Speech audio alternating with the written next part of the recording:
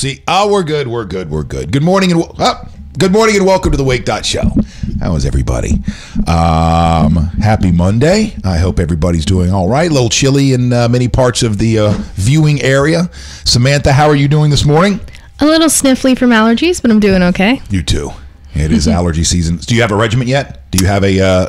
Because it took me well almost like till I was 40 years old to figure out how to help myself through the season. I'm kind of just drinking emergency and praying. All right, emergency and prayers. I think that's what a lot of people do. Good morning, Elliot, Blake, Tim. How you doing, Tim? Martin Guzman, how you doing? James, good morning. Thank you so much for the likes and the shares. We'll get to stuff you should know here momentarily. I've got a very important poll to get to this morning. No, it has nothing to do with politics, Tim. Nothing to do with right-wing, left-wing stuff. It has everything to do with what to name the Roomba that is now vacuuming the house. There's a dilemma in the Fisher household, and I thought that it would be James. I didn't think it was going to be a dilemma because I thought there was a basic rule in marriage, and that is she names the babies, he names the robots. But it doesn't seem to be the case. So before we get to that, let's go ahead and run down some of the stuff you should know, or what we're going to get to on the show today. I don't have a guest, except that now that I see a Tim Bryce popping up here.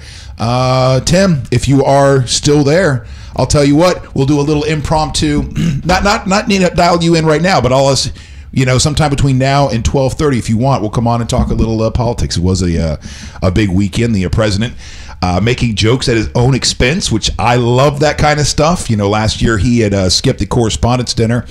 This year he attended. It wasn't the correspondence dinner. It's something different, but it's like that, I guess. Or I don't know. We'll get to the story. Yeah. Because I'd never heard of what I thought this was called this weekend, but it's basically a correspondence dinner. I was confused too because I was like, I thought we had the White House Correspondents' Dinner already. Right. But this is something else. Right. So there's something going on. Right. But anyway, he was making, and it disappointed me last year when he skipped it because, there was this, people were saying that this guy, can't take a joke, doesn't find things funny, blah, blah, blah, blah, blah. And that's an issue. And that's that, which I agree. If you can't, you have to be able to poke fun at yourself when you're in politics, when you're in the public eye like that. And if you can't, that does make me wonder about somebody's, when we start talking about narcissism and narcissistic personality disorder and stuff like that, because people who suffer from narcissistic personality disorder usually can't make jokes about themselves or take jokes because it's not funny. Because in their minds, jokes based in reality. So the only way this could be funny if it was based in reality, and that's not the way things really are. So we'll get to that coming up on the show today. Adam, you're clipping. Thank you, Adam. That's awesome. Thank you. Check. Test 1 2 1 2. You're exactly right. We were clipping. We were peaking. Adam Hazel, Sam, one of the best. Adam, did you ever end up getting paid in the show, or were you around for a while getting paid, or was just your internship and then you were gone? Because he, out of the 25 years I was in radio, I would say that Adam had the best ear for a promo. I know that doesn't mean much to anybody else that's outside of media, but he had the best ear for a promo that I ever worked with. And within a matter of no time, I remember as an intern, because you go in and go, hey, listen, I want you to pull this clip or pull that clip. I want, and we'll go through it after the show. And he would just do it himself. I'm like, okay, well done. Spot just exactly the way I want it. And so, nope, I got hired later. Oh, that's right. You came back on as an engineer and then went on to much bigger and better things than radio. So, All right, stuff you should know. We don't need the and the stories. The stories always help. That part always helps. Good morning for those of you that are tuning in. This is the Wake.Show. My name is Chris Fisher. I guess you all know that since this is my personal page. And behind me, Sam on social media. She is going to be sharing stuff through all the our YouTube channel, Periscope, making sure we're up everywhere. Twitter. Wait, are you even doing Twitter stuff in the morning too? No, you're not, are you? Yeah, I didn't. We need to work on that. Yeah. And our Instagram we need to work on. Yeah, we need to have a meeting. Maybe we should just have the meeting on the air. At the end of every show, we should have our social media meeting. And this is where you sit me down. We switch places. So you're in control and you go, all right, old man, this is how social media is supposed to be done. Sit down and listen to the millennial. Elliot, everyone knows you attach a small Bluetooth speaker to the Roomba and name it DJ Roomba. Well done, Elliot. Well done. I have seen the YouTube videos where Roomba is on the, they're playing beer pong with Roomba on a pool table or a ping pong table. All right, so here is what we're going to be talking about today, the inaugural Skyway 10K. Just a cool story that I found from that, and it's right around the corner from, I live down in South St. Pete, there in the Point, Pinellas Point. So it was within viewing distance if I would have walked down to the end of the street, but I was too lazy at that time of the morning. On Sunday, it was freezing. Chris McCarty was there. He was performing there. Jimmy Kimmel's Zingers from the Oscars. Did you watch any of the Oscars last night, Sam? I actually didn't. Me neither. Want to take a guess what time I fell asleep? 8. 7. And my wife was out before me. She was out like at 6, quarter to 7. And I don't know. It's just one of those weekends, a long weekend. Yeah. Actresses. So also one of the stories we'll get to coming out of the Oscars too is the 5 females up for Best Actress all skipped Ryan Seacrest. And the Ryan Seacrest moment on the red carpet has been one of those things, for years now. See, it's like one of those stops where you have to stop. You have to stop to, that's the guy you stop to talk to. And they just walked right past him. So we'll get to some of the stuff that happened at the Oscars last night. Did you guys see this story about I don't know why I'm smiling. I'm sorry. I shouldn't be smiling. Like, you can already hear a laugh building in me. It's a teacher out of Citrus County that has her own podcast. Very much like this. Except that on her podcast, I guess there's a lot of, white nationalist stuff or white supremacist stuff. But now she's saying that it's satire. That it's an alter ego. She does it for satire. We will go over some of those details and then decide together whether or not it's satirical. Also today, Florida lawmakers, and we have a gun reform. I don't know if there's a vote or they're just discussing it today, so we'll delve into the details of that coming up a little bit later on in the show as well. Free-range parenting, you'll see next on my list. And this, being first generation off the farm, my father was a farm boy. And so when he got back from Korea, he didn't go back like a lot of his brothers back to the farm and start grinding it out. He did other things and then eventually moved down here to Florida. My mom saying, she same kind of thing, same kind of background or similar. And, so they come from the old school. You let your kids fall down, get bumped and bruised and run around and walk down to the store and this and this and this. Well, I came across a cool article at a Time magazine about, it was written from the perspective, it's a woman, American woman, who is in Berlin. I guess she's living in Berlin, and she's talking, it's her observations on how those in Berlin are raising their children in a city. And very much in a free-range kind of a way, where at first she was thinking that was, these were strict parents denying, like emotional support to their children, this and this and this. And she realized, no, their parents are over there, the kids are over the playground, and the kids are going to fight and, and fall down and get hurt and this and that, and they'll deal with it then. They're not going to hover over them and make sure they have the perfect childhood. So we'll come back to that story this morning as well. Calling Dr. Publix. Calling Dr. Publix. Now, Publix can't do much more to make me a more passionate customer. I love Publix. I don't know what it is, just do. And I've been a big fan of Publix for a very, very long time. Oh, Park and Rec is the DJ Roomba thing. Oh, so you didn't even steal it, Elliot? And I don't even remember it. I watched all of Park and Rec and I don't remember that episode. Jonathan Torres, good morning. Oh, maybe we talked to Johnny about some politics from over the weekend. There is a vote today, by the way. Okay, there is a vote on gun reform. Yes, it's to vote on school safety, gun purchases, and the like. So Publix is going to you're going to be able to kind of have a doctor visit while you're at Publix. So this is amazing. We'll get to that story coming up. Johnny Hurst, how you doing, buddy? And then lastly, Trump makes jokes about himself, which makes me happy because I was very concerned that this was a president who could not take a joke. And to see him get up there and start cracking on himself, Jared Kushner, his own wife, that kind of stuff, man. As a freedom of speech guy, I love that kind of stuff. So we'll come back to that a little bit later on in the show. But first, dilemma in the Fisher household. Oh, and let's check in with Joey and Roxy. Joey, Roxy, you guys doing okay? You need anything? Good for now? All right. A dilemma in the Fisher household. And that is we've got a new Roomba. Let me pull up this bad boy here for you. We got a Roomba. And for some reason, it took my wife and I, it was a Christmas present. And it took us till like last week or the week before for us to, and she's the one that ended up plugging it in like last weekend, getting it up and running. I want to play Joey and Roxy's first interaction with the Roomba. Is this it right here? Or is this just one picture?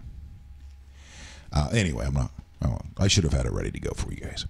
So the Roomba's in the house, and it immediately gets a name, or it gets a gender immediately. And my wife starts calling it she, which I think is kind of effed up because, gender equality, why is it a she? Because it's cleaning. So, I don't know that we should be naming it a female name. But since we went down that path, the first thing that popped into my head was, are you ready? Yes. Oh, wait, maybe I shouldn't say who came up with which name so I can get a more of an honest, read on people. Okay. Because if I say I came up with name A and my wife came up with name B, then I know everybody's going to side with my wife and I'm going to lose immediately.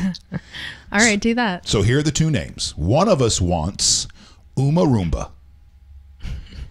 And the other one wants Roomby Rooba. And the one that wants Roomby Rooba really wanted Ruby Roomba, but Ruby's our niece, and we thought it would probably be disrespectful or inappropriate to name the vacuum Ruby. So that particular person, could be me, could be my wife, likes Roomby. So Roomby Rooba or Uma Roomba. Where do you stand right now, Sam? I like Uma Roomba. Okay. Solid. So would you like me to put in the comments a comment for each, and then we see which one gets more likes? All right, go right ahead. Well, my wife's already on there. Oh, she's way ahead. Atta girl. And she says that the reason that she gave it a female gender is because it's Roomba. Had it been Roombo, okay, she would have called it a male. Ooh, which makes me think, what about Rambo Roomba? It can be whatever gender we want it to be. It's a robot.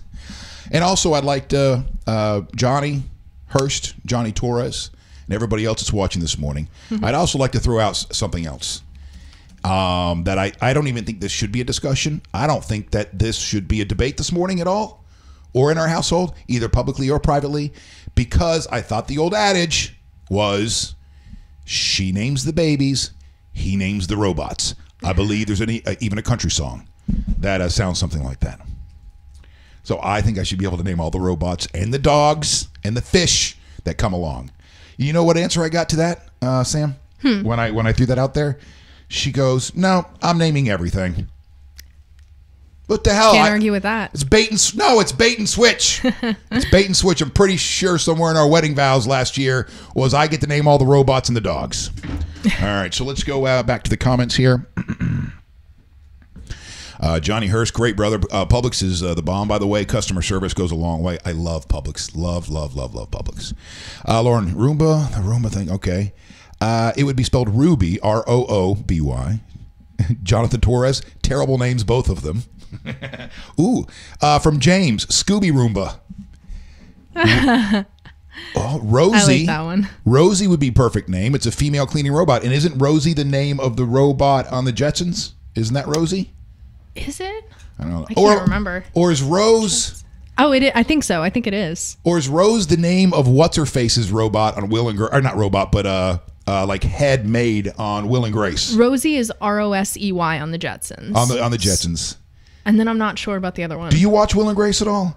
I haven't seen it. Oh, you've never seen it, like I've even the never original? seen Will and Grace, no. I know what it is, but I've never seen it. It's okay. I'm not, it's just one of those things.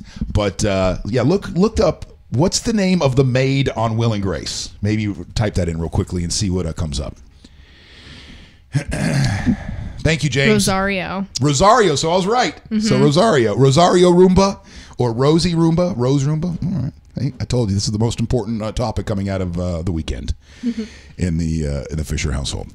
So while we are on that subject, do you want to see some pictures? Well, how long do I have you today, Samantha? A little bit. I'm trying to work some magic here. Okay. Get our numbers up. What do you mean you're trying to work some magic? Trying to make sure that we get all of our engagement up. When you come out of the weekend, the engagement's really low, so you have to kind of bump it up on Monday. Yeah. So everybody has. So please, everyone watching, please follow the Wake.Show page. Yeah, thank you so much for tuning in. But if you could go to our fan, I don't even know what you call it, our show page. Yeah. The Wake.Show, and when you're typing in and searching it, it's the Wake, and don't put a space in there between Wake and Show, just a little dot. The Wake.Show. And liking it is awesome, but following is what we really need. If you don't mind, I mean, if you could, I mean, if you don't care about this, I don't want you liking or following anything. Just move on to the next thing. But if you are enjoying it, you're like, oh, I'm rooting for you, Fish. I want to see this happen for you. Then this is the way you do it. Go to the Wake.Show and just put the link in the description or in the comment section for the show page. All right, perfect. Just click on that and then follow. Also, every time you guys engage, meaning you leave any kind of a comment, a like or something like that, that helps out as well. Rosie Roomba is a winner, according to Jonathan Torres. I want to pull up. I can do this over here and play it. All right, I got something to play for you guys, I think. Yes, I do. So I can play it through here. This morning, over the weekend, one of the things I was focusing on was a new intro for the show. As you guys know, the show intro is the one that we've had for months and includes Johnny Torres. Well, Johnny Torres is no longer with the show. He's off working for Marco Rubio, right? He's working for the government. So if I just drag, can I just drag or how do I do that? Okay, here we go. So I come up with pretty much not anything, not nothing, just nothing I land on. But I wake up this morning and there's something in my head. So I grab my little recorder and I hit record. It's like 11 seconds long, which excites me. I don't want an intro to the show that is like a minute long. That's one of my pet peeves when I'm listening to radio shows. But by the way, going way back to my own radio show in the morning, we had a very long intro ourselves, but it was really good. Wake up. It's another Morning X show. So remember, I can't sing. We'll likely, because I forwarded it to Chris McCarty this morning, and he loves it. He's like, perfect. We'll do it up when I get in there this week. So I want to play it for you guys. You ready? I'm ready. Welcome to the Wake.Show. Wait, everybody. Wait, hold on a second. My computer's not hooked up properly. It's hooked up through HD. Did that come out behind you? Is that where that sound came from? Yeah. So it went through. We can't have it. We don't want HDMI. We want. Here we go. Ready? Oh God. Welcome to the Wake.Show. As everybody knows, a show needs an intro. This is that intro. Perfect. Are you patronizing me? No, that was perfect. I had never heard the disclaimer. I never heard that before, so that was perfect. That was perfect. All right, we play for you good.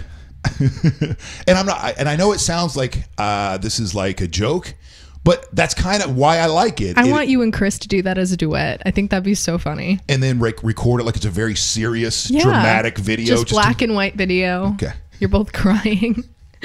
All right, I'll play for you one more time. Here we go. Welcome to the Wake.Show. As everybody knows, a show needs an intro. This is that intro. All right, there we go. Chris liked it. I sent it to Cords, though. I didn't send anything back. I sent it to him this morning. I was expecting like, oh, cool, or yeah, sounds good, or anything, and I didn't get anything back from him. So I don't know how he feels about it. Cords, for those of you that don't know, is my partner in the show, and I want to thank him and Bake More Pies. Samantha's from Bake More Pies as well. Everybody around here, I couldn't do the show without them and their support, and we're partners in this. So his opinion is important to me. But I didn't hear anything back from him. Jonathan, what'd you think, Johnny? Instead of this is the intro ending, change it to this is the Wake.Show. So this is the Wake.Show. As everybody knows, a show needs an intro. This is the Wake. Oh, so he's saying this is the Wake.Show instead of this is that intro. But it takes away the punchline.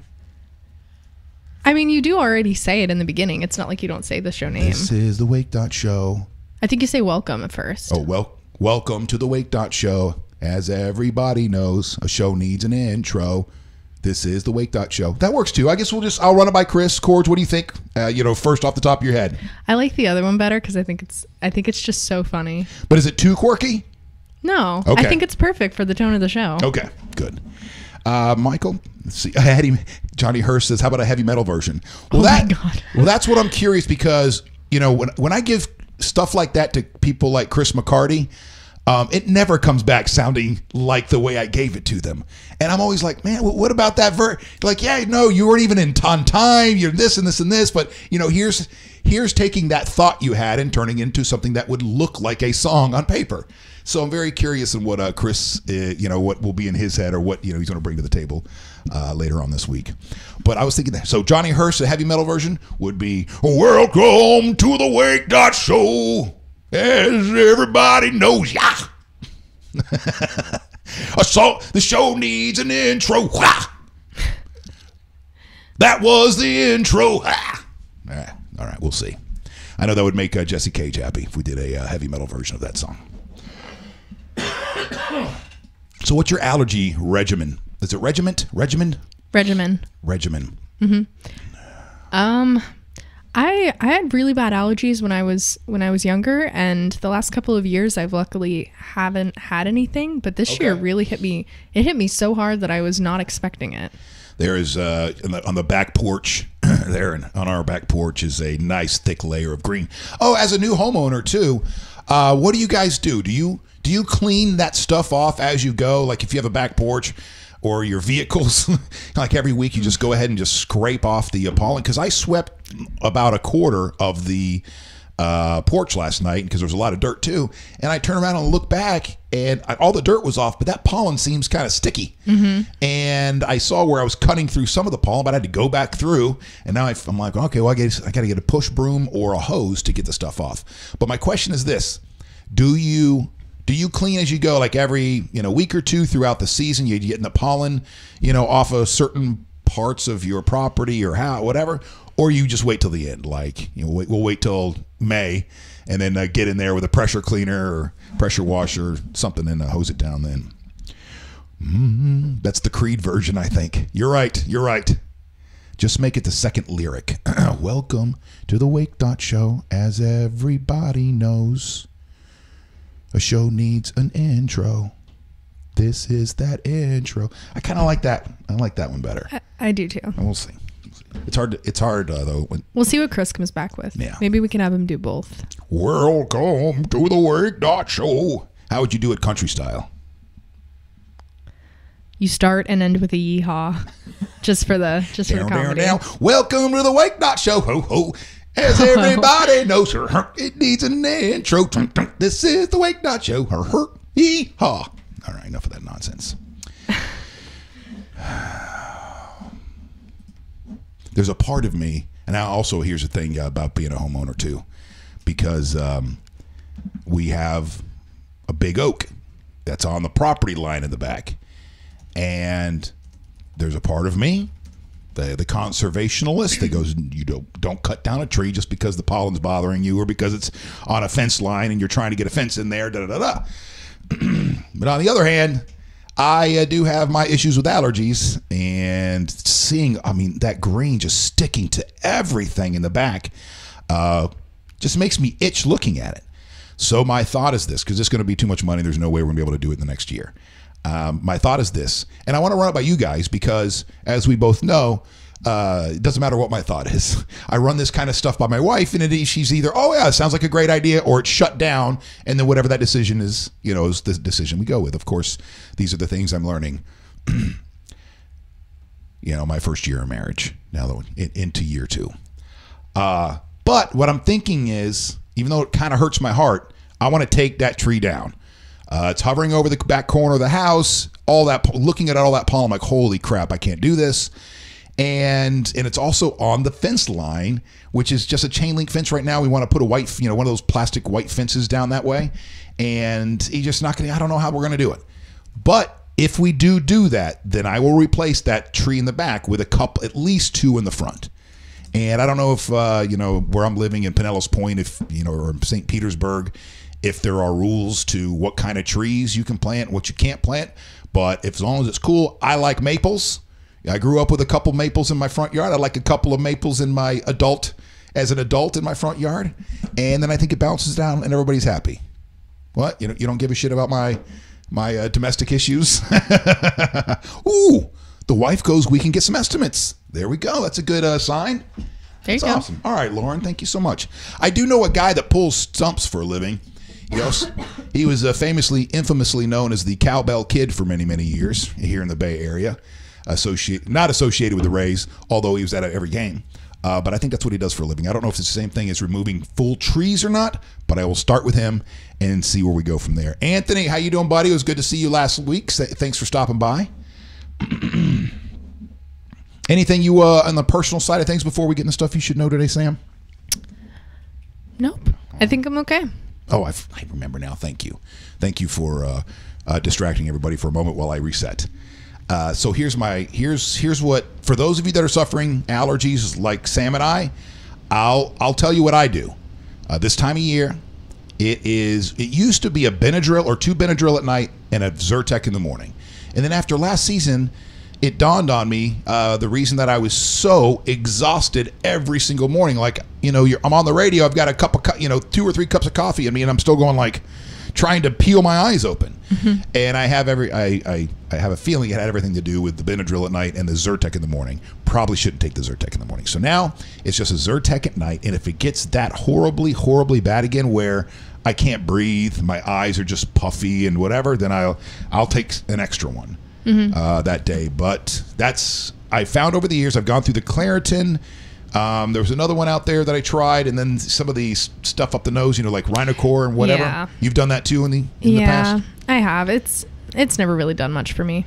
But I have found it seems that Zyrtec seems to be the one that works for me. Take it for, by the way, this is not a paid thing.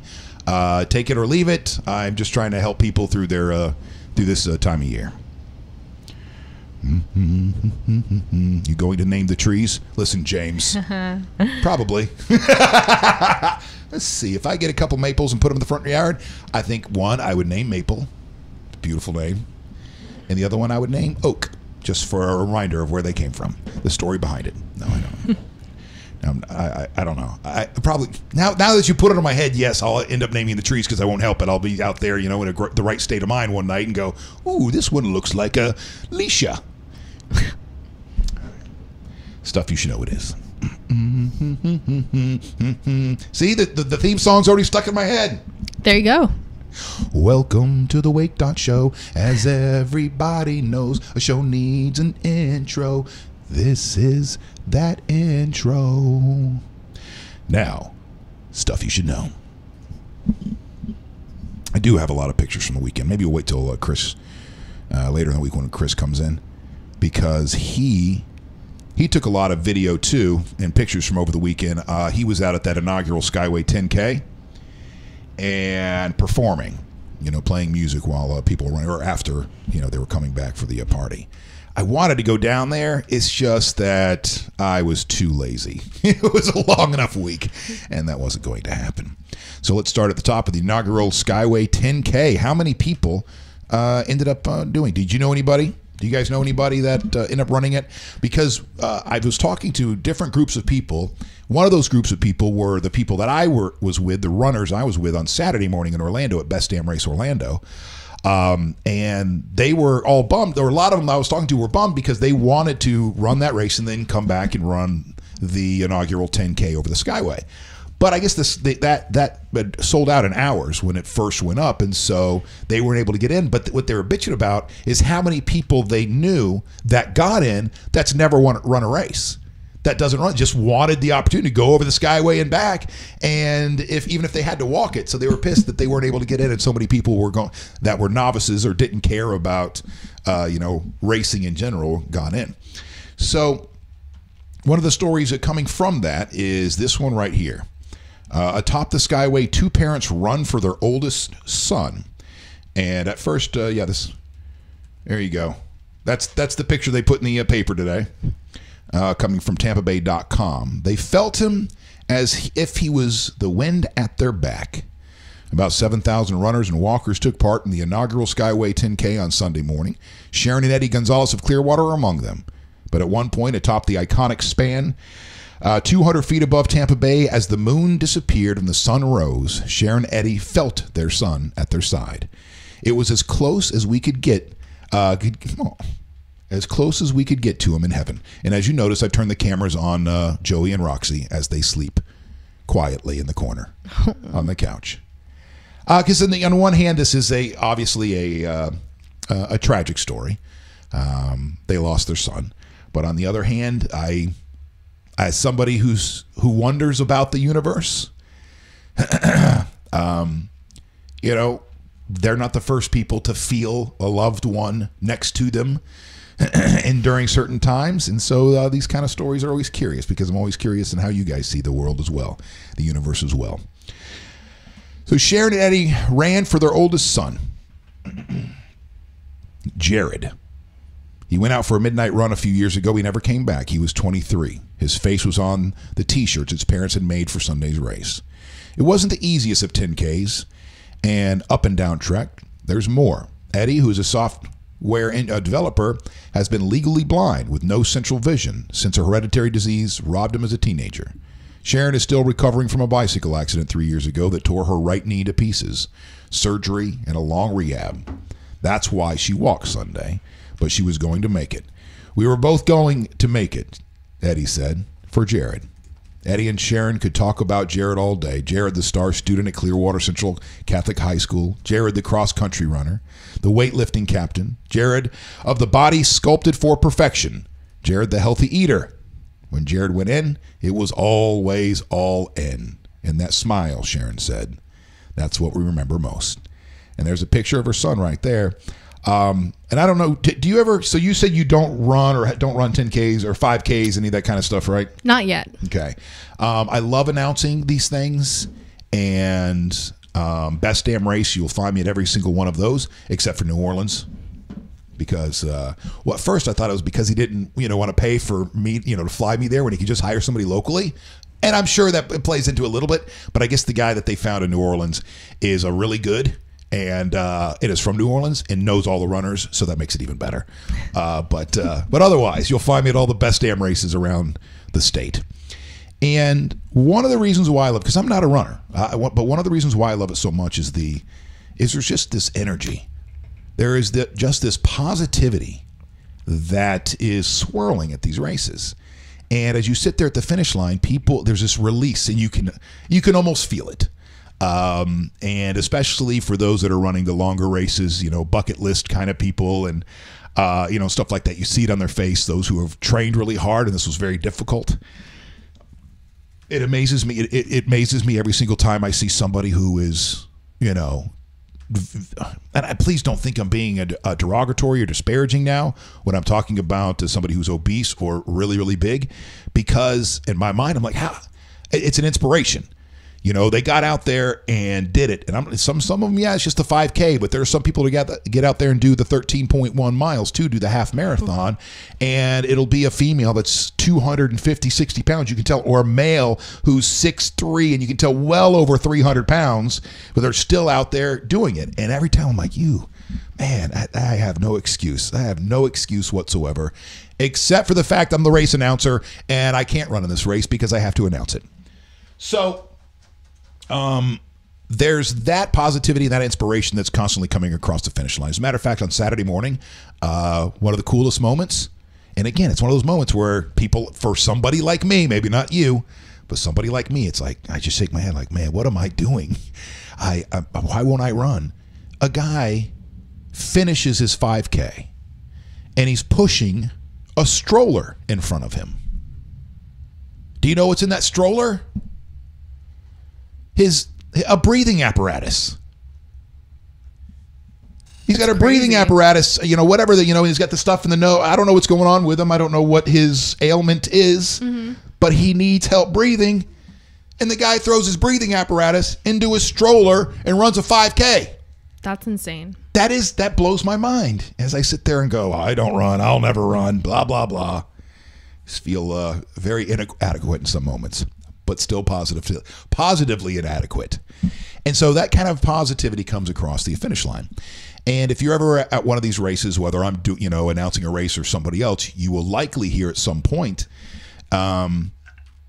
me say, and I'll usually a few times throughout the race, at this time I'd like to thank all of those, now especially at the beginning when they're all corralled there at the start line, thank all of those who are running for those who can't run. People out here today who are running for people who either are no longer with us or something else has happened and they can't run and they are here. And you have, I don't know how many, I would imagine at least, like the race we do at like 3,000, 4,000, 5,000 people, there's probably at least a dozen, if not a couple of dozen of people out there that are running that are in that category. And when you see them too, it always brings a little tear to my eye because you'll see a lot of times they'll have a t-shirt made up for them, they're running for so-and-so or whatever their cause is and this and that. And so that's all very positive as well. So when I saw the story this morning, although it was a story that began in tragedy, their son disappeared and never came back. It was a story about them going out and running with their son in mind. And then once they're out there, feeling like he's here helping us along. And that's an interesting story. He just went on a midnight run and didn't come back. Yeah.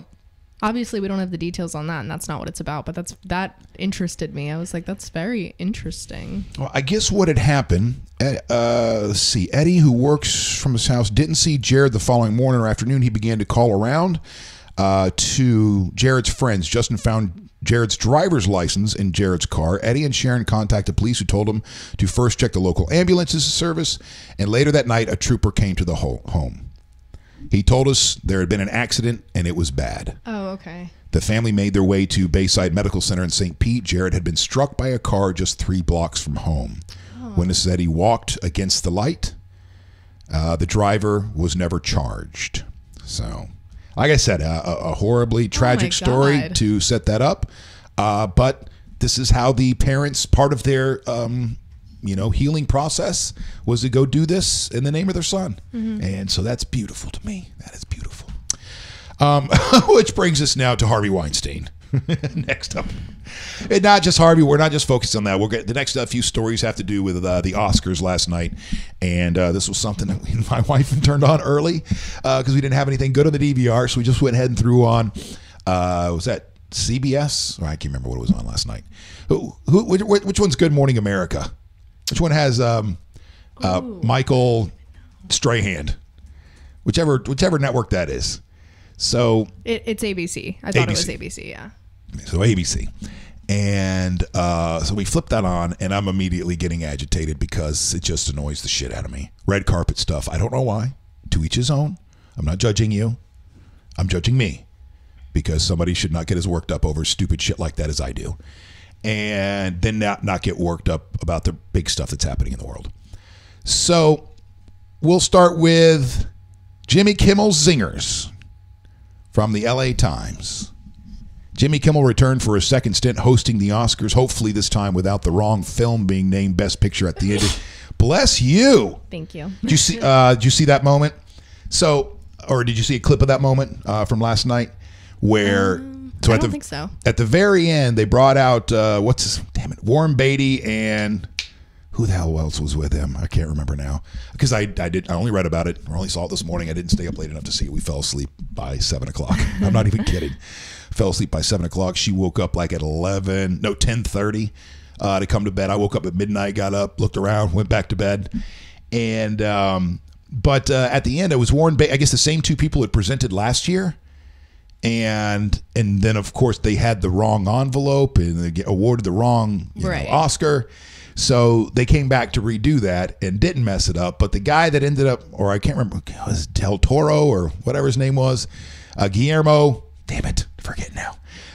Came up there and he looked at, before he took the Oscar, he looked at the envelope itself. He's like, I want to make sure that it's me. Great Great paraphrasing, Fish. Well done. Here are some of the best bits from his opening monologue. After thanking the Academy for having him back a second time, quote, "Some of you will be going home with an Academy Award. This year, when you hear your name called, don't get up right away. Just give us a minute. We don't want another thing," unquote. About the thing that happened, quote, "Last year, about a week before the show, the producers asked me if I wanted to do comedy with the accountants. And I said, no, I don't want to do comedy with the accountants. And so the accountants went ahead and did some comedy on their own," unquote. About the Oscar statuette, quote, "Oscar is the most beloved and respected man in Hollywood," as he walked over to the statue. "And there's a good reason why. Just look at him. He keeps his hands to where you can see him, never says a rude word, and most importantly, no penis at all. He's a statue of limitations." Solid. Well done. Well done. About Hollywood, quote, "Here's how clueless Hollywood is about men. We made a movie called What Women Want, and it starred Mel Gibson. Now that's how bad is that?" About Harvey Weinstein. "The Academy expelled Harvey Weinstein last year. There were a lot of nominees, and Harvey deserves it the most," unquote. About Weinstein's expulsion from the Academy. And by the way, Kimmel, you probably should never read somebody else's jokes. You just play the audio from them, because you're never going to do them justice. Never going to give them what they deserve. About the positive nature of this year's changes, quote, "It's positive change. This is a night for positivity, and our plan is we're going to shine a light on a group of outstanding and positive films, each of which got crushed by Black Panther," unquote. About the positive nature of this year's changes, part 2, quote, "I remember a time when the major studio heads didn't believe a woman or a minority could open a superhero movie, and the reason I remember that time is because it was March last year." And offering a jet ski to whoever gives the shortest acceptance speech, quote, "Why waste precious time thanking your mother when you could be taking her for the ride of her life on a brand new jet ski?" I saw that. Wait, I think that was the wrong song. And so that was Jimmy Kimmel last night. I am going to go back and watch it. We recorded it. He's very, I don't know. I'm always fascinated by, I like watching whoever gets the nod for whether it's the Oscars or the Grammys, or they're going to be doing opening monologues and stuff like that. I like that kind of stuff. Some of my favorite. Speaking of which, did you guys see Charles Barkley on SNL?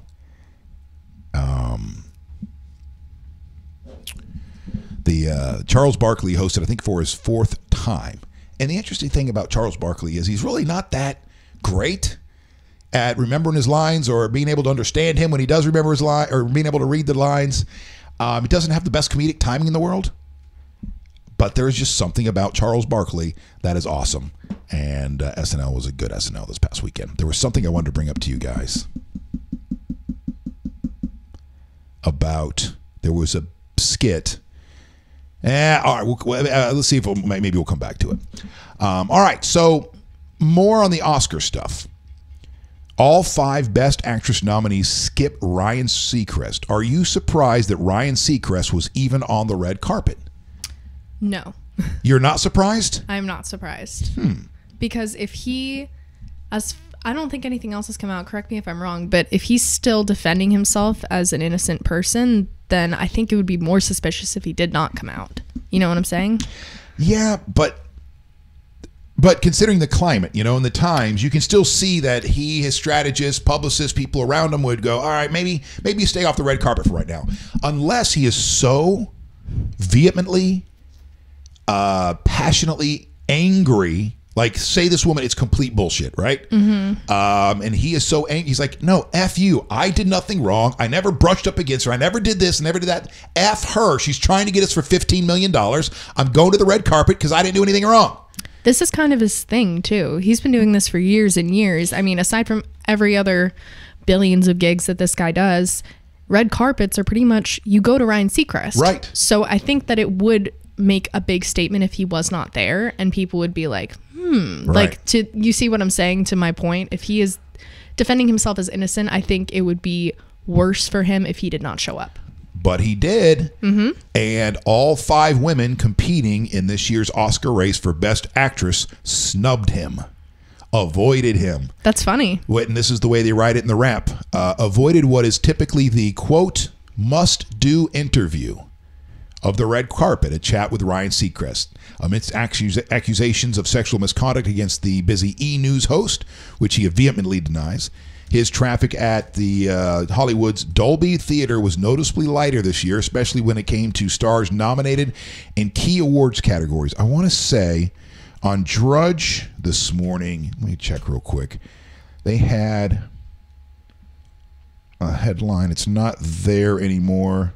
It gave you a number and how many people, like say there were, 30 nominees that walked by him, only like 4 stopped to say hi or something like that. But I don't remember exactly what that number was. Well, of those actresses, like Margot Robbie and Meryl Streep and I don't know who else was on that list, but I know that those 2 in particular were very vocal about the movement, like the Time's Up movement and everything with women empowerment, because Margot Robbie's been through sexual assault cases and instances, and I'm not sure about Meryl Streep, but I know that she's very vocal about it as well. Margot Robbie from I, Tonya, Frances McDormand from 3 Billboards, Saoirse Ronan from Lady Bird, Sally Hawkins from Shape of Water, and Meryl Streep from The Post all skipped the E spot on the Oscar carpet. Seacrest also declined to walk the red carpet before he began his hosting duties, breaking with his tradition of several years. He did land interviews with nominees like Mary J. Blige from Mudbound and Richard Jenkins from The Shape of Water, as well as high-profile presenters and attendees like Tiffany Haddish.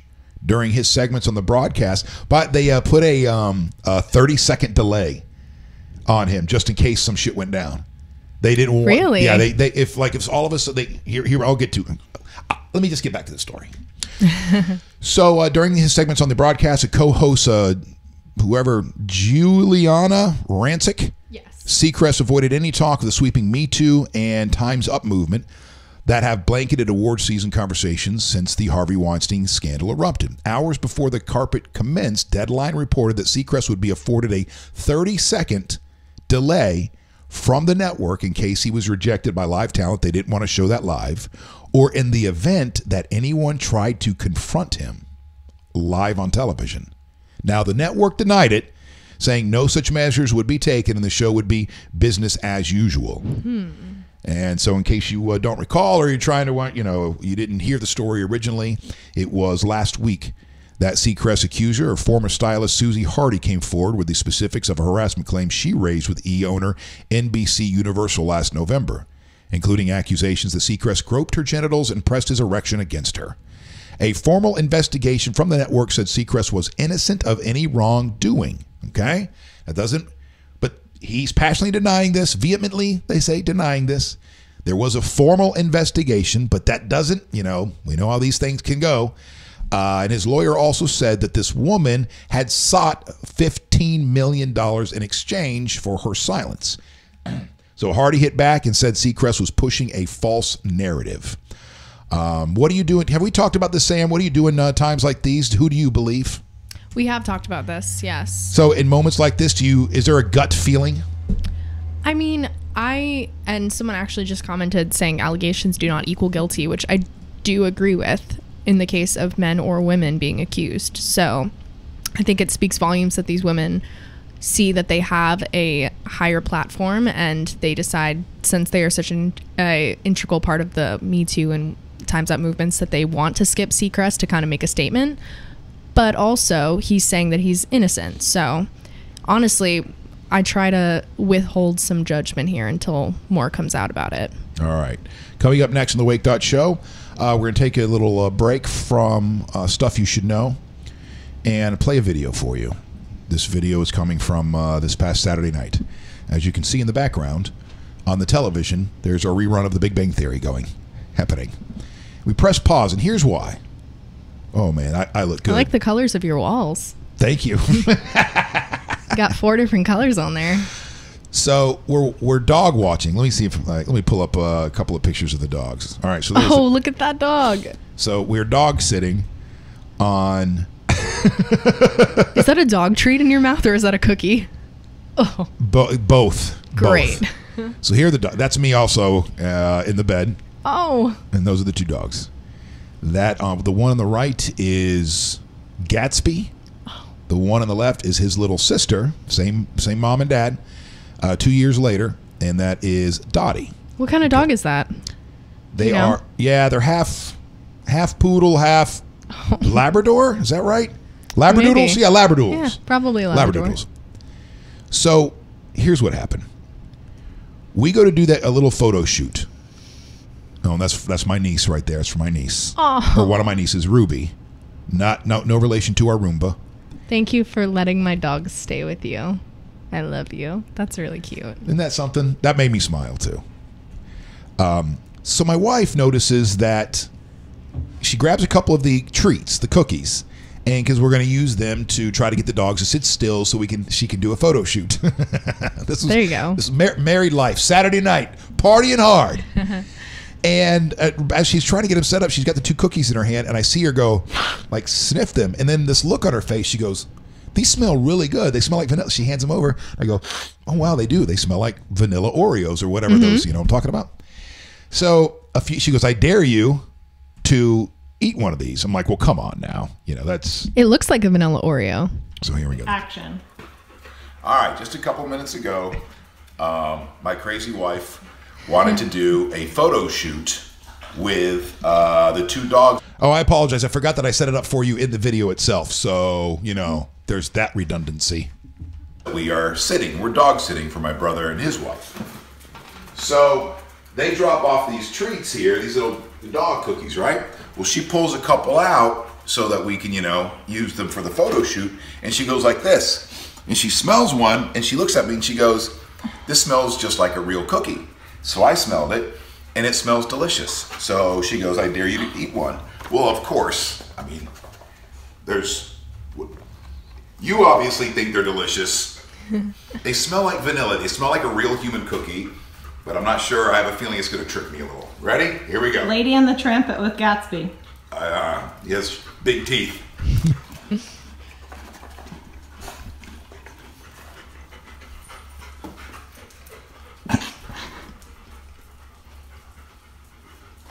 Not quite.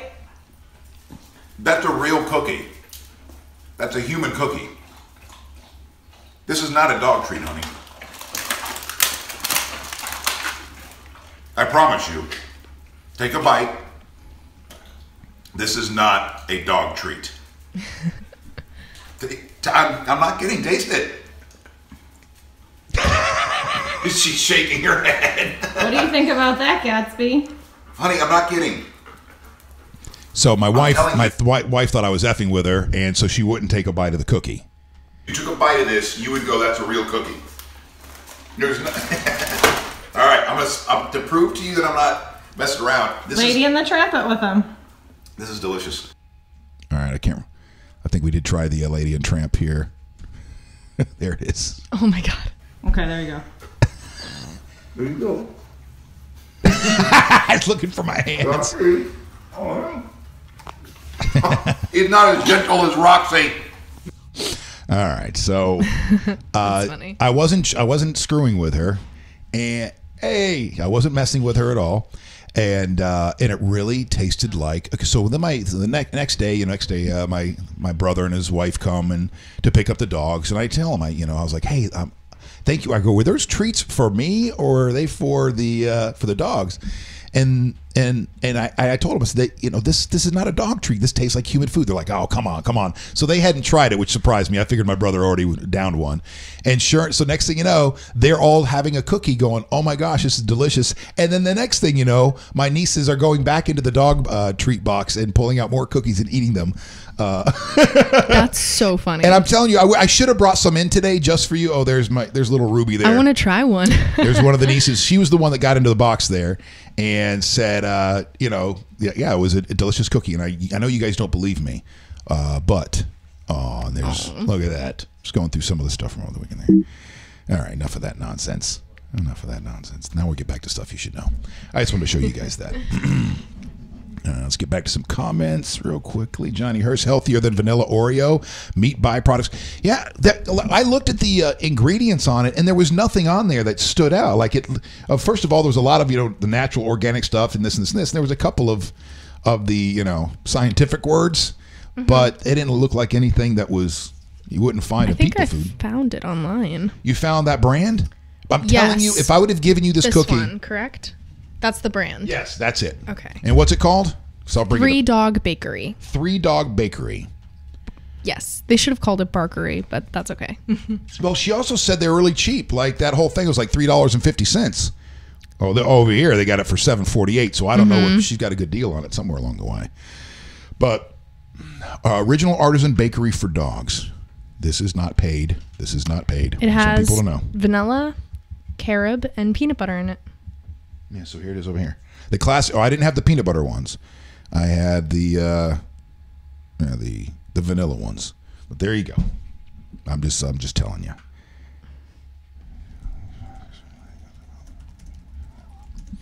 All right. Okay. All right. We got to get to. I can't avoid this story any longer. We got to get to the Citrus County school teacher who had her white nationalist podcast. And I'm also afraid, too, because this is my personal page now, Sam. So this means that all the people that I grew up with in Ocoee, will be more likely be watching this than, if we were just doing one of the professional pages, Right.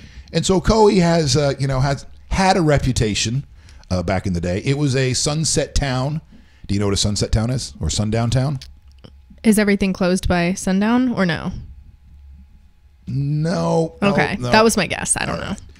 Do you want to Google it real quick? Sure. Okay. Matter of fact, you can even actually. I think I do know what this is. What? Let me make sure that I'm not wrong before I say something. You could even Google if you wanted to. Is it one of those towns? All right, this is just me guessing, and I'm sorry if I'm wrong. Is it one of those towns where it's like really nice and picture perfect during the day, and then when the sun goes down, it's like really like racist and everything? Okay, yeah, you're much closer with that one right there. Well, if you Google my hometown of Ocoee, and also type in Sunset Town, Sundown Town. All white municipalities that practiced a form of segregation by enforcing restrictions, excluding people of non-white races. Is that what it is? Yeah. Okay. So I think I've heard of this then. For instance, I was born in 1972. And from what I understand, I don't know, Johnny, if you can back me up on this, Johnny Hurst. But the stories that I heard was that they're in 1974, so I'm 2 years old, is when they finally took down a sign on one of the main roads going into Ocoee that said, "Don't let the sun set on your black ass." All right, that's a sundown town or a sunset town. So that's 1974. I'm 2 years old when that sign comes down. Allegedly, if I obviously I don't have the memories of it. So yes, I'm very curious on the comments that will be coming forth starting now. By the way, in that cookie that you ate, it was just wheat flour, cane syrup, and vanilla. Yeah, I saw all that and I was like, it looks like people food to me. Yep. I think it really is, and they just know it's just vanilla Oreos. Yeah, I think it is. I think they bake their own little version of vanilla Oreos and then just sell it because they know dog owners are crazy, and and those things are certain delicious. things people eat, dogs can eat. Right. So yeah. So now on to this woman, this teacher. But now she's. By the way, when I first saw the story over the weekend, I didn't see anything about her claiming that this was satire. And I just happened to scan the headlines this morning in the same category and saw something different. So I pulled up the WFLA.com story from News Channel 8 here in the Bay Area. A Citrus County teacher says reports of her being an alt-right podcaster are untrue and that the statements made on her podcast should be considered political satire. All right. On Saturday, the Huffington Post reported that Diana, is that how you would say that name? Diana Volitich. Diana, I believe. Diana, a 25-year-old social studies teacher at Crystal River Middle School, may be the voice of a white nationalist blog and podcast. Citrus County School District officials tells News Channel 8 the faculty at Crystal River Middle School are meeting Monday morning before school to discuss the podcast. The Huffington Post reports accuses her of espousing her white nationalist views on social media, on her podcast, her blog aptly titled Unapologetic. And so News Channel 8 obtained a statement released on her behalf, calling all these allegations untrue. Here we go. And, so we'll go ahead and watch the dogs for right now. So we don't get too worked up here. Uh-oh, one of them's missing. Where's Roxy? That's a good question. She go in the other room? I don't get it. Did Cord steal her? I don't know. Oh, there she is. Hi, beautiful. So the teacher says, quote, none of the statements released about me or my being a white nationalist or white supremacist have any truth to them, nor are my political beliefs injected to my teaching of social studies curriculum. While operating under the Russian pseudonym Tiana Dalichov on social media and the Unapologetic podcast, I employed political satire and exaggeration mainly to the end of attracting listeners and followers, and generating conversation about the content discussed between myself and my guests. The views that Tiana Dalichov espouses do not pervade my professional career. As an adult, my decisions are my own, and my family has nothing whatsoever to do with my social media accounts or my podcast.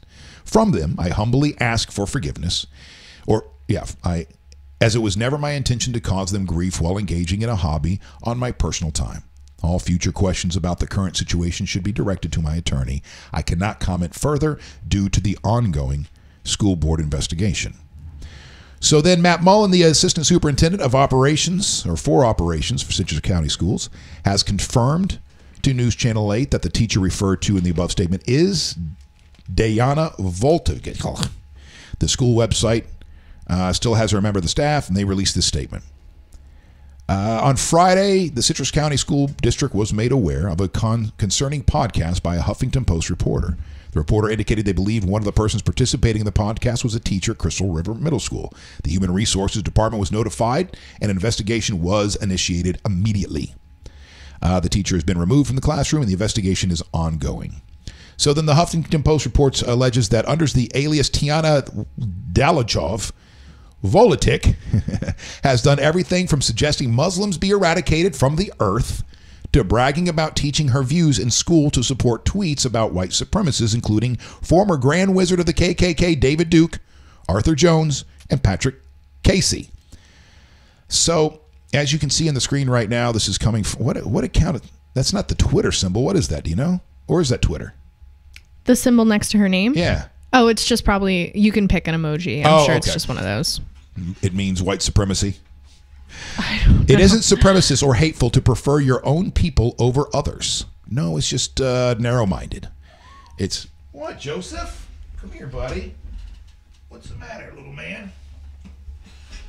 Sorry, Joey needs some attention right now. He's a Yorkie supremacist. Oh, let's see something else she tweeted out. The report mentions how the teacher once gushed about anti-Semitic author Kevin MacDonald and has said the JQ is incredibly complex. JQ stands for the Jewish question, an anti-Semitic belief that Jewish people control the world's banks, media corporations, and governments. She also took to Twitter to say that institutional racism and white privilege were bullshit concepts and tweeted, "It isn't supremacist or hateful to prefer your own people over others." What does having compassion have to do with the fact that systemic racism and white privilege aren't real? On our most recent podcast, you doing okay, JoJo? Thanks for your help, buddy. These are sometimes difficult subjects to get through, and it does make it easier if my mouth is being licked while I'm discussing them. Did you get everything, bud? Anything else? He tastes the dog cookie. That's what it was. On our most recent podcast, February 26, a guest railed against diversity in schools, dismissing the idea that a kid from Nigeria and a kid who came from Sweden are supposed to learn exactly the same and have the same IQ. Volitic, this teacher, enthusiastically agreed. Now, she's claiming this wasn't her, it was her alter ego, that was excited about this particular topic. Enthusiastically agreed with the guest and went on to argue that science has proven that certain races are smarter than others. Volitic, here we go, talks openly about being a public school teacher, but has never revealed where she works. She said when students ask her about current events, she responds with unbiased, quote-unquote, facts. But as Tiana Dolichov-Volatik has suggested, facts such as that terrorism will continue unless Muslims are eradicated, quote, from the face of the earth, unquote. According to the Huffington Post, Volatik's photo appears on the Crystal River, all right, so on and so on. All right, so this is, they're investigating. I guess there was a meeting about her this morning, and I don't know if there's an update on, what's going to happen to her next. It looks like the last name that she was using has almost all of the letters of her own last name in it. I was staring at it. I think I read that in another one of the reports is that it is. She switched around a few names or a few letters. There's like one letter missing, but other than that, it's pretty similar if you switch them around. Today, the Florida. Oh, can you do me a favor and see if there's an update on this yet? Because I'd hate for there to be a vote or something like that. And I'm doing an old story. Yes. State lawmakers. Thank you, ma'am. State lawmakers on Monday are poised to vote on gun reform legislation. Nearly 3 weeks and 17 people were killed at a. You okay, Bubba? You went down? A little stressed? Oh. Right. You want to go back to the couch? Or are you good?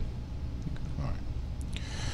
However, lawmakers on both sides of the aisle are opposing the changes. It could be the biggest gun reform legislation in years. Lawmakers did not make many changes after the terror shooting at Pulse nightclub nearly 2 years ago by Omar Mateen, but the shooting at Marjorie Stoneman Douglas High School in Broward County by Nicholas Cruz has gotten the attention of legislators. Also, Sam, if you and I apologize that I don't know what you and I have gone over and what we haven't gone over. Have you and I gone over the topic of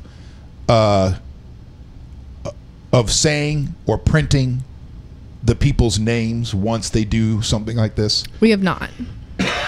Because the comments will come into from the comment section here on the Wake.Show. And Nama, congratulations, Williams. Nama Williams got married over the weekend to a good friend of mine, Mike. Congratulations to both of you. So, one of the passionate suggestions that will come out of moments like these is that we stop saying the killer's name publicly. Because a lot of people feel like where this part of where this drive comes from is that deranged vision of grandeur. Like if I go and murder all these people, it'll change the world. My message will get through. Whatever it is, I'll become famous. And so one of the things that you hear every time there's a mass shooting is, "Why? Please don't say these people's names on television. The murderers, the people who commit these crimes. Don't print them.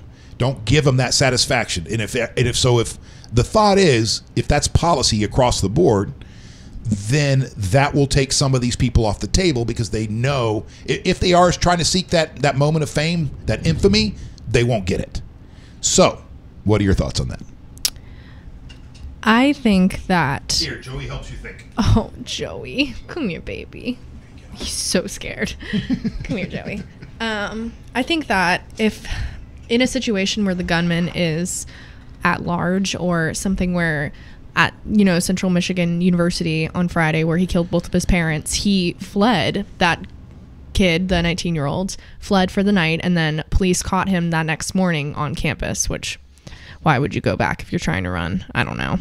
But in that case, like, you have to give out the name. In that case, I think you should give out the name if the gunman or gunwoman, whoever, is on the run, because people, if it's at a university, if it's something like that, people might recognize them, might recognize their face, might recognize their name, and I think that's important. In the case of something where they kill themselves or they do something where it's already apprehended, then I don't think that they should release the name. Okay. So I see both sides. As a deterrent, because you think that if we made that policy across the board, then it would deter at least some of these people? Yes. Okay. All right, maybe. Maybe. I mean, we don't know. No, maybe. It's such a hard question to answer, everything around this. I personally, I get a little worked up when somebody throws that out there because I feel like it is it's, for lack of a better term, I'm trying to think of something that is less crass than peeing on a fire. Mm-hmm. But that's all I got in my head right now. So it's like pissing on a fire. Yeah. It's not going to have, a forest fire. It's not going to have much of an effect. Right. And I don't feel very strongly about that opinion. I see the argument, and I do think that if you were going to go that route, that you should still release the name if there's a situation where they're on the run. And I think that, and I guess one of the reasons why I get worked up when I hear that thrown out is because I feel like it's also distracting from us talking about, like, really get to the bottom and the roots of things. Right. So to me, it's more like ignoring the problem and it'll go away. If we just keep pretending these people don't exist, if we keep pretending and then acting and not putting their name in the news and all that kind of stuff, that's why I get worked up, because I feel like we have a tendency to do that a lot, of pretending that your house is not burning down around you. And so that's why I get a little... No, I mean, ignorance is bliss, so... There is that. Just sometimes... I absolutely think that your point is fair, and I agree with you as well. I don't really feel very strongly either way about it. Well, so what's happening in the state of Florida today? Lawmakers on both sides of the aisles are opposing the changes. It could be the biggest gun reform legislation in years. Lawmakers did not make any major changes like we were just talking about. Now, one of the measures that lawmakers in Florida Senate will consider is to create a program to arm teachers. Yes. And I think that's very interesting, because I think that there are certain counties, and I've heard this from like other sources, there are other counties that can make that decision by county, I guess, where they have already decided to implement a program like that. But that's the thing. Well, maybe they can. And I'm not sure how that works at all. I've just heard that. Because no local governments in the state of Florida are allowed to make any kind of gun control moves without, like, clearing it by the state legislature or something. Like, they passed laws that local municipalities cannot enforce their own gun control, but that's different, because that's not gun control, that's taking it up a notch. Right. So they might be allowed to do something like that. Okay. Now, Democrats did not strip that proposal from the bill during a rare Saturday session at the state capitol. The bill would also raise the minimum age to buy an assault-style rifle from 18 to 21 and require a 3-day waiting period for all gun purchases in Florida. Now, some pro-gun Republicans think those proposals go too far. Quote, I think it's window dressing, and I, for one, won't be going home trying to pretend that I did something to solve the problem when we know I did not. However, Democrats feel differently. Quote, I don't know how the pro-NRA legislation thinks, but I would assume that they're not going to get the credit they think they're going to get by voting for it, said another one. Democrats also tried to ban assault weapons used at both Pulse and Parkland School, but those efforts failed on Saturday. The measure does boost school security and create new mental health programs in school. That is good. The Florida House still has to take up the bill, but time is ticking as the legislative session is expected to end on Friday. However, if they do not get something passed, a special session may be called by the government. So those are the major things that they're looking at in this particular bill on whether or not to arm teachers. If they have a program like that, go ahead. Now, I'm not talking about arming all the teachers, of course not. It only needs to be a handful each school, but they can't just, oh, you have your CWP, good for you. We're going to put you in a class one weekend, and then you're trained, you're ready to go. That, if they do that, that is bullshit. Absolute bullshit, and it's only going to lead to other people killing themselves, including teachers killing themselves in school, boarding themselves, barricading themselves in their own classroom, and firing off their weapon, which is what happened last week in Georgia. So if they do this right, I'm okay with it. Is that weird? Is that weird to people? If they do this right, then I'm okay with it, that you got a handful of teachers who are responsible, who have gone through all the checks, and they are getting training multiple times a year. It never ends. You don't get to have your CWP or go through one course and then you're ready for active shooter scenarios the rest of your days. You will be going to classes, and you will be re-upping your certification every X amount of whatever that is, whether it's once a year, every 6 months, whatever. It shouldn't even be once a year. If we're talking about active shooter situations, and I know you guys have tuned in enough to hear us have conversations with law enforcement, former law enforcement, former Homeland Security, to know that if you are going to do this, then those teachers need to constantly be going through these drills. I agree. I think if anything, it should be something where it's either quarterly or monthly, that type of refresher, if you're going to go this route. Because if you go quarterly, then that definitely, you can get updated. It wouldn't be something like, oh, you're in and out in 10 minutes. Like, if you're doing that type of course, it should be something extensive, updating you on here's what's happened in the last 3 months, policy changes, we're going to go through another drill, that type of stuff. And I think that I'd be okay with something like that. And one of the reasons why I am okay, like for me personally, if I had my, if I'm king, right, then no more guns. Get the guns off the damn streets. You can have a pistol. You can have one shotgun. If you're in a particular area and you're a hunter, you can have a rifle. And that's it. We're drawing the line. If I'm president, no, not president. If I'm king and it's my country, okay? But I am a resident. I'm a citizen of the United States of America. It has a very strong constitution. And the Second Amendment is what it is. All right? So I have to be more realistic about the times that I live in. And Johnny Hirsch brings up a good point. In South Florida shooting, law enforcement was on site and did not engage. Okay? Now, if you've been listening to the conversations we've been having with law enforcement, you know, or you've read yourself that one of these shooting situations, it goes down in like 4 minutes or something, like that. And by the time the police are there, there's already a slaughter. All right? They're coming into a situation where there's already dead bodies and they're trying to figure out things as they go. Now, if you've got a dozen teachers that are all mentally stable, have gone through the course. By the way, just because you're ex-military doesn't mean you get a pass. Oh, you're ex-military, you already got the training, boom, you're in. No. You're going to have to go through some serious psychological evaluation, every single one of them. That being said, you have a dozen of school, then first of all, it is a deterrent. When because schools are going to start touting it too. We have 15, armed teachers. Who are they? We're not going to tell you. So one, it will be a deterrent. And two, you will have people in place to engage these kinds of people before the cops get there. And it's not a perfect system at all. But I'm not on the side of going, no, you can't arm the teacher. We got to do something. It's got to be comprehensive, including gun control stuff on one side. I don't know if any of this stuff is going to help, requiring that assault style weapon can't be purchased by anybody under 21. Then in my head, I'm going, whoa, how do we reconcile that logic with, but we'll recruit you, train you up, and send you off to kill other people. But when you come back, you can't have one of those guns.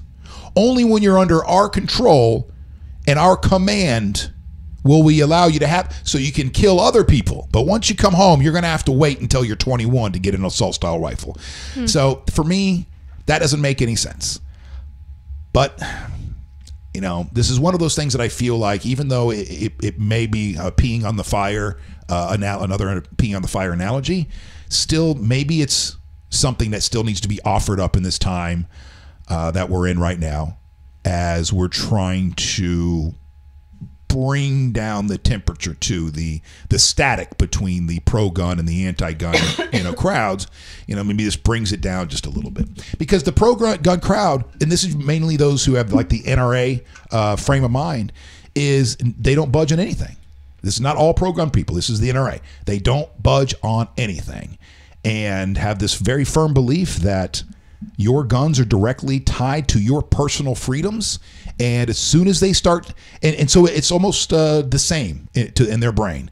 As soon as you come for one gun, what's that, bump stock or whatever, then that's the equivalent of coming for one of they're picking at your personal freedoms. And that's why they get so angry, so worked up so quickly. All right, back to some of the comments. My buddy Johnny. Can't rely on response. My brother Kevin. Security robots. Humans are infallible and can't be trusted under highly stressful situations. Robots with guns. That's the way to go. Robots with lasers. You out? I am. All right. It was a pleasure, Sam. You have a wonderful day. Goodbye, Pops. Bye. Michael Bell. All SROs, and that is security resource officers, are not allowed to have gear on site. They would have to run to their car. And well, it looks like that's good. That may change, Michael and Johnny. It takes them 15 minutes to get to my house sometimes when my alarm goes off a mile from the police station. So that is one of the reasons why. And it sucks because for those of you that are going, like, Fish, I can't even believe you are going down this path. I can't even believe you're entertaining the thought of teachers having guns. I am not entertaining the thought of all teachers having guns. I'm entertaining the thought of SROs having something on them while they're on a campus. And there, I know that there's got to be at least a handful at every school of responsible teachers who are comfortable. You can't force them into this either, going, hey, we really like you, man, you seem like you got a level head, you don't drink, you don't do drugs, da-da-da-da-da. I think you should be somebody who's caring on campus. No, you can't force those people. You have to, it has to be those who, I don't say want to, but they have to want to as well. But then you have to be careful, like, because you're going to have some people step forward that want to, because there's the lure of power that they never had when they were in high school. So we got to make sure that we weed that stuff out. And mental health is it has to stay at the forefront with everything else. Gun control, mental health, what else? What other topics are out there? These all have to stay at the top, all have to stay on the table, and we have to deal with this comprehensively. A couple of things I want to get to before I get out of here.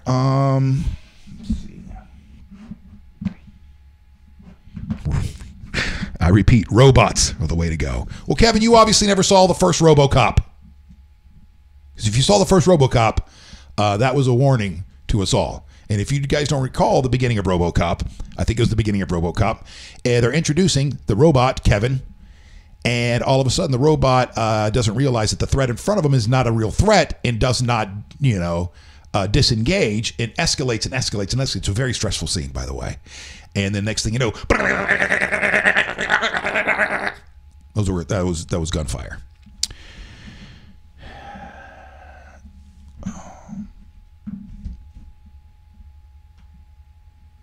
How to parent like a German. We'll come back to that. First, the next step in telemedicine: seeing a doctor while you are at Publix. I love you, Publix. Calling Dr. Publix. Dr. Publix.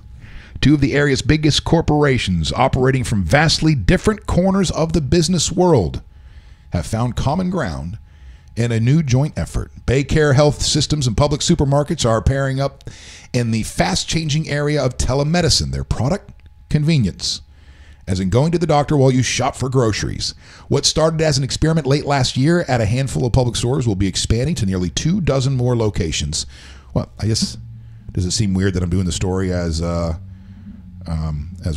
got a shot of the dogs? Well, it shouldn't. Hi, Joe. Hi, Rox. Getting to see the doctor isn't easy. It takes a day. It takes days or weeks to make an appointment. Think about it. I call for some mental health, right? I call here we go. I guess we do. I call for some mental health stuff, and they go, okay, we got an appointment ready for you in 3 weeks. Come on, you can zoom in. You can focus. You can do it. You can do it. Messed up the shot. My fault. My bad. Oh, there we go. Yeah, when I get it zoomed in on my big ass head right there. Ooh. Now look at your screen. Whoops. That's out of focus again. So, so let's say I was in a bad way, and I was like, I finally get to that point where, I was not in a good way. Obviously, if I'm going, I need to call somebody, and they go, all right, we can get you in 3 weeks. Well, not everybody has, especially when it comes, in anything, you don't know what's ailing you, and you don't know whether it's mentally or physically, and you may not have 3 weeks, This is awesome. These kinds of services are amazing. I've already done, have you guys tried that Doctor on Demand stuff?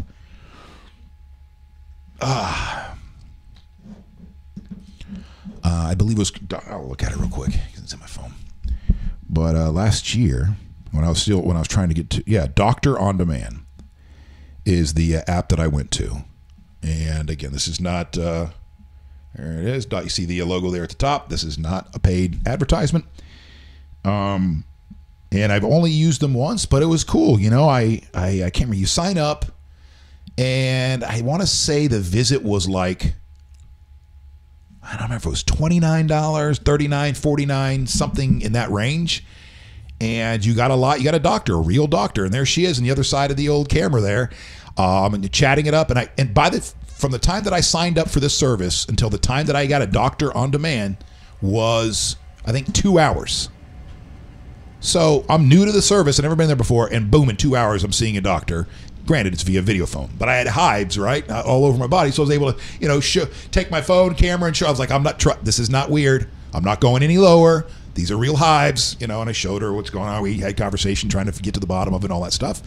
And she trying to remember how this works if there was a prescription, because I don't think I got anything prescribed from that doctor.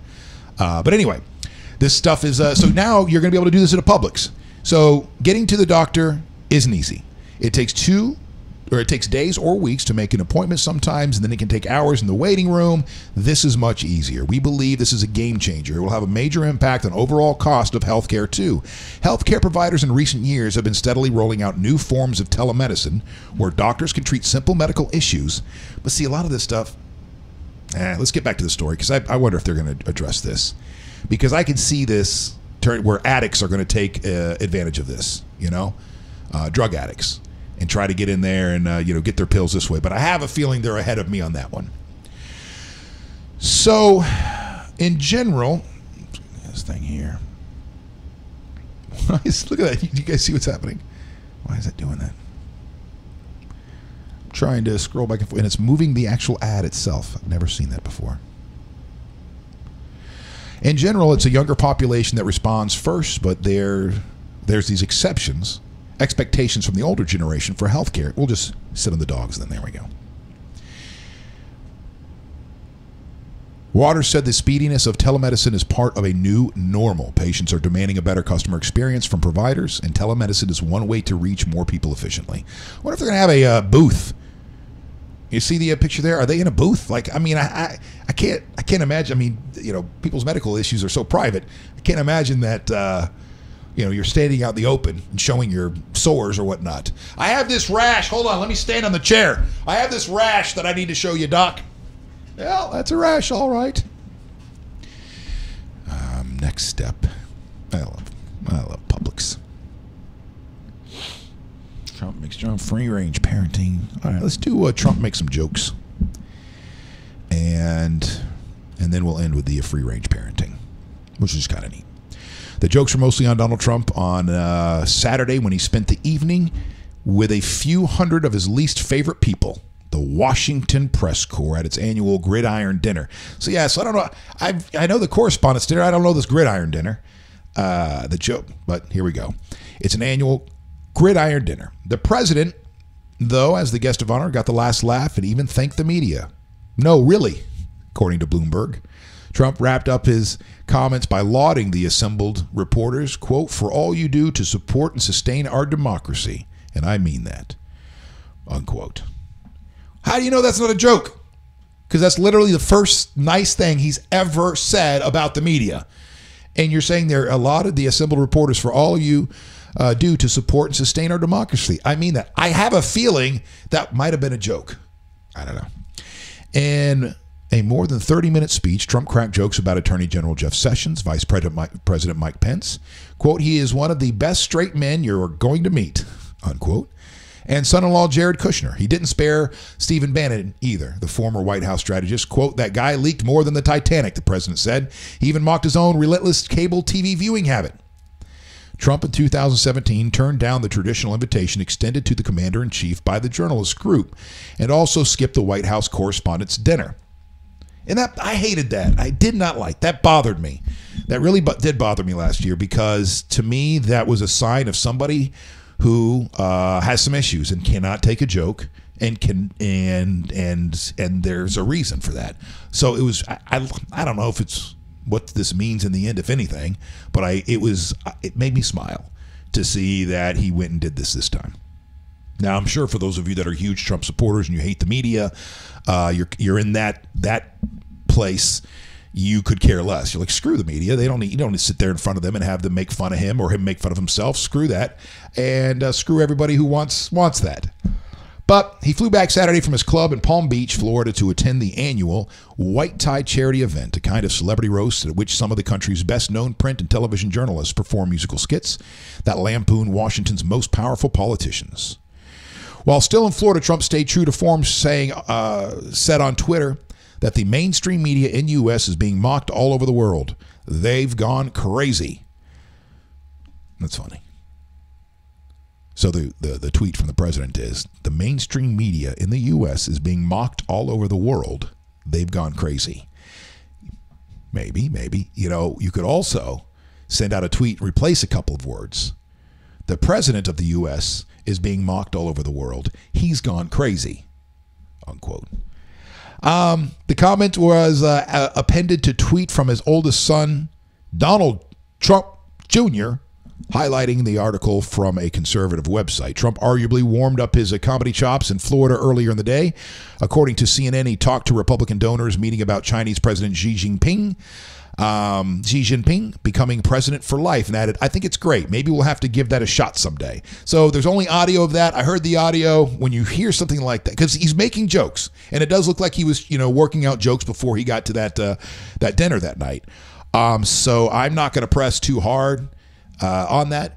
Do I believe our president wishes that he had more power as president because he hates the bureaucracy that he has to work within? Yes, I do. Would he love for all of a sudden to wake up and find out that America wants him to be president for life? Yes, I think he probably does. That being said, he also joked about his wife, which was funny. Trump and wife Melania were joined at the head table for the gridiron dinner by members of the cabinet and top military officials, along with White House Press Secretary Sarah Huckabee Sanders and advisors Kushner and Ivanka Trump and others. He joked that he was late to the event because Jared could not get through security. Yeah, good one. Referring to how his son-in-law was recently stripped of his top security clearance. And he also joked about himself watching too much Fox News. He suggested that he needed to wrap up his comments quickly, noting, quote, I have to be up early tomorrow morning, 6 o'clock, to be listening to Fox and Friends. And in a tribute to his favorite news networks, he offered to reduce the carbon footprint of White House travel by shrinking the press pool to only Sean Hannity, Lou Dobbs, and Judge Jeanine.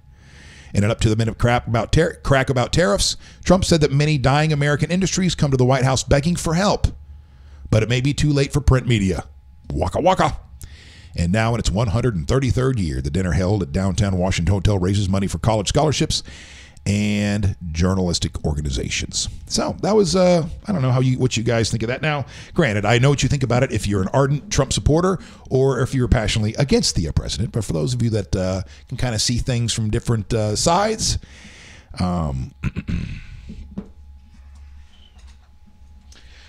Ricky, how you doing? How you doing, sis? Christina, thank you for joining. Thank you for watching.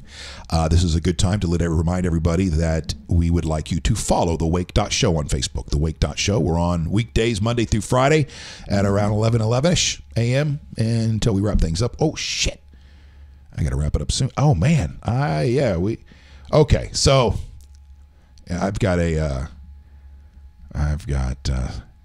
something important in 30 minutes that I am not prepared for yet, that I still have to prepare for. And it takes me about 30 minutes to prepare. So let's wrap by saying this. The last article that I had this morning is about, and I have it listed up here as free-range parenting because it is in that category. But it was an article that I came across in a Time magazine. The article is called How to Parent Like a German. So first I'm like, what do you mean? And I'm expecting like these very strict, like that, like a few years ago when that, I can't remember if she was Chinese or Japanese woman released a book, Dragon Mom. I know that's what it wasn't. What was it called? Tiger Mom? Something along those lines.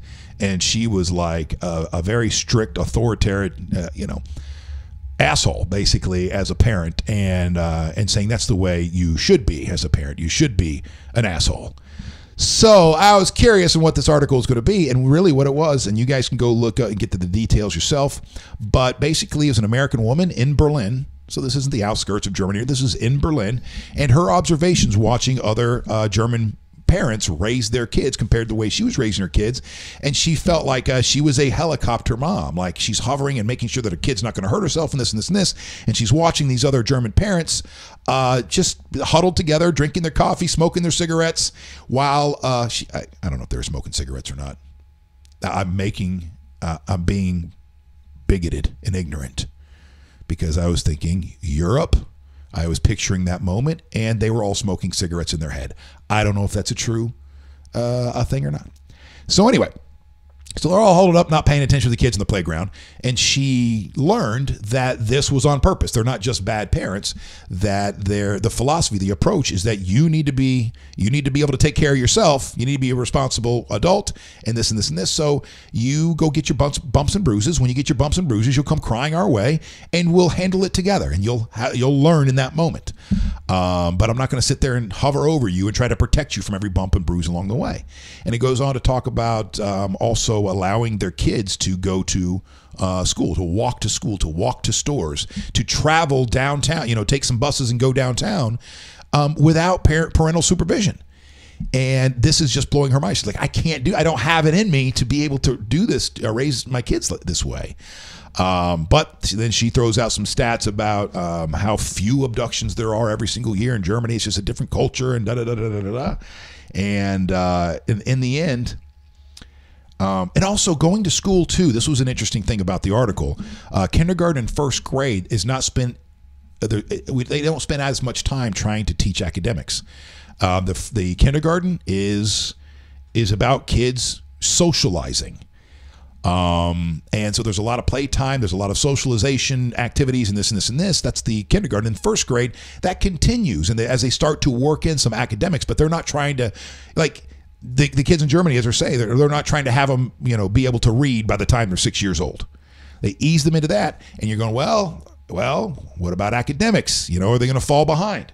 Fast forward to the teen years, and one of the things that I saw is, here we go. According to a 2012 assessment by the Organization for Economic Cooperation and Development, German 15-year-olds perform well above the international average when it comes to reading, math, and science. So, German fit by the time they get to high school, if you're worried, because remember something very important. Youth is humanity in the making. I don't remember who said that. I'll Google it here in a second. Youth is humanity in the making. We don't need to know how to read, write, do math, be polite, say the right things in public, drive, operate heavy machinery by the time we're 6 years old. And if you're not doing that, well, then your kid's not going to be excellent later on in life. If you're not forcing them and throwing golf balls at them in the middle of a rainstorm, that isn't the way to raise children. Tiger mom bullshit. Sorry. Wait until the end to get that out. Feels good. There's a little burp. So, German 15-year-olds perform well above the international average when it comes to reading, math, science, while their more pressured American counterparts lag behind. Well, that can't be true because we're the greatest in everything. We're the greatest country that's ever been great. We're the greatest of the greatest of the greatest of the great. And I will not listen to anybody that says anything otherwise. So that's that. If you guys want to read more about it, it's an interesting article coming out of Time. That's that. Thank you so much for being a part of the Wake.Show today. Thank you for the shares and the follows. We'll do it again tomorrow, Monday through Friday. 11:11 is when I'm trying to try to get the show on. I'm not good about being on time, never have been. But I'm going to do my best. About 11:11, and then we end whenever we end. 12:30, 1 o'clock, whenever. We'll figure that out. So thank you for the comments. Thank you for the likes, the shares, and the follows. And I will see you tomorrow.